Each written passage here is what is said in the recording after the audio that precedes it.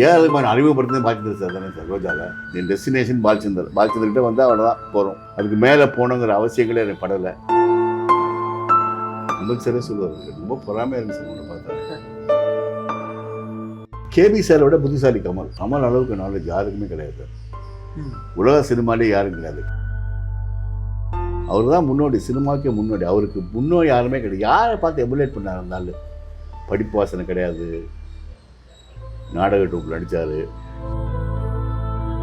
பணம் மாத்திரம் குறிக்கோடு இல்லைங்க. அவர் சினிமா வந்து ஒரு ஒரு ஒரு படி மேலே ஏற்றணுங்கிற ஒரு ஆர்வம் எப்பவுமே உண்டு அவருக்கு.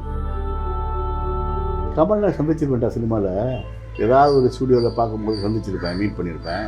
பட் ரஜினி பொறுத்தவரைக்கும் டெஸ்டினி தான் அது. நான் யதார்த்தமாக ஒரு வேறு ஏதோ ஒரு தலைமை தாங்க போவேன் ஃபிலிம் இன்ஸ்டியூட்டில். ரஜினி அங்கே வர, அதை பார்க்க, அதெல்லாம் டெஸ்டினி தான் அப்படிம்பாரு.